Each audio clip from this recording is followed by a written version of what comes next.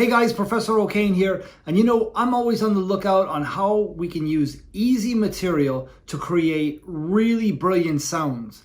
This is something that I kind of discovered where you're just using spread triads. You can make like gorgeous music with it. Simple stuff that just sounds great. That's what you can do with just using the key of B flat. If you add in another two triads, you can sound cinematic on your guitar, which is pretty cool. So what I'm going to do right now is I'm going to show you how to do that. Okay, it's not that difficult. It does require a little bit of knowing the neck, but we're going to get to that right now. All right, so here's the stuff that you need in your toolbox. Not that toolbox, gentlemen. So let's do it to it. So the first thing that you're going to need to know are the B flat spread voicings. So the first one we're going to just say is we're going to be looking at the sixth string for right now. So we have B flat is right here. But to get all the inversions, we have to obviously know that B flat is B flat DF. So we're going to start with the lowest available inversion, this one, then this one, which is from the root, the one from the third. Now there's another way to play this, which is here, but we're going to just stick with the easy stuff right here, and then we have this. Okay, and then off of the fifth string from the root we have this one, off the third, off the fifth. Now could you do this? Yes, if you want to be Mr. Stretch or Mrs. Stretch. And then we can do this one. And we're done. And then we are going to have this one. We could also have this one. We're going to start the lowest available one, which is an open D. That's very nice. Lovely. And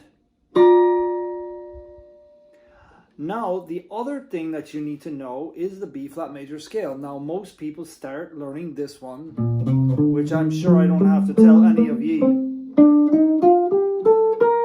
I like to do this one, which is a 3-note per string.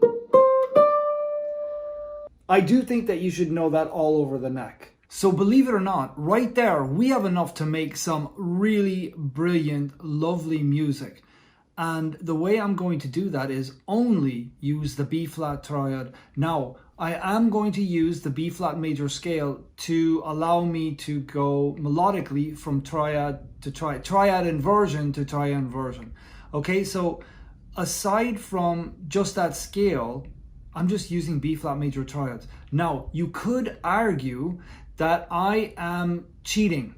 If I ended with an E flat on top of this B flat, I'm thinking a B flat triad, but you could say, oh, Professor O'Kane, isn't that a B flat sus chord?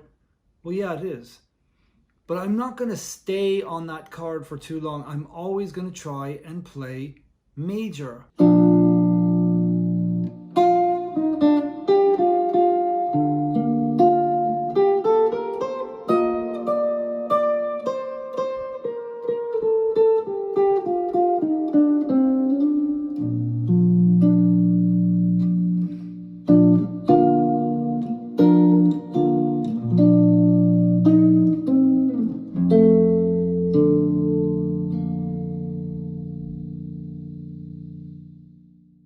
So really, that was lovely, and it was just B flat. That's all I was thinking. You could play for hours like that, just trying to make beautiful, creative, cinematic adventures just with B flat. But what really takes you deep into the cinema, deep into a film that you might be imagining that you're scoring, is if you add another triad. So what triad could we add?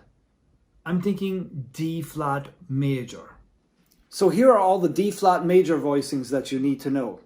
The first one, which is starting from the third, right?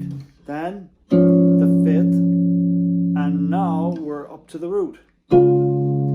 If you really wanted to, you can do this one. So, and that's about where we're going to go. So, and we have this one too. From the 5th string, we have the one from the root, which everyone knows, the one from the 3rd, the one from the 5th, or you could do this too, and then back to the beginning.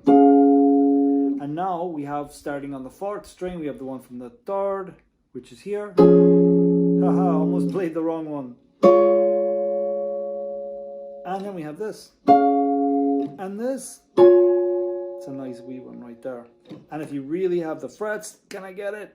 Oh yeah, thank you, Ibanez. Let's get on the cinema train.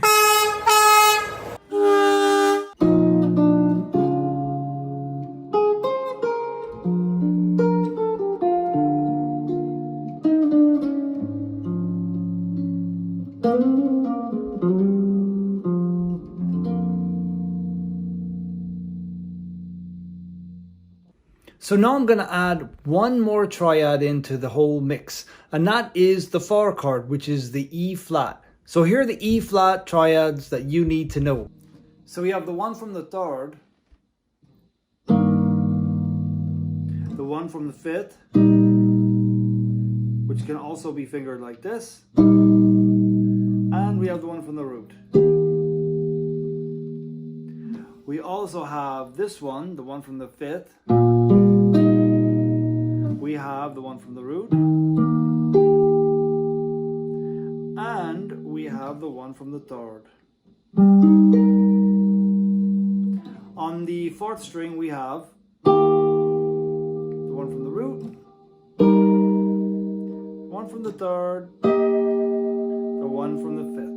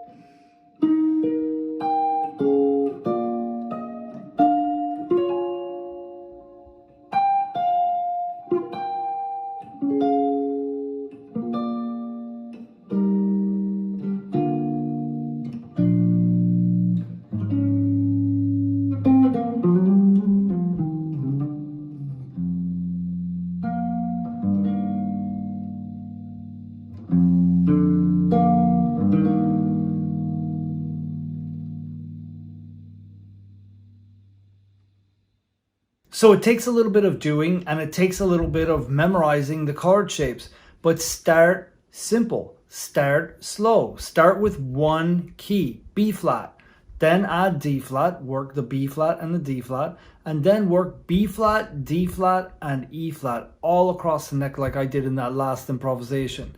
It's not supposed to be perfect, but it's supposed to inspire some imagery in your mind. So not only does it inspire the chord imagery, but it also inspires maybe imagery of nature, imagery of a fine, attractive person.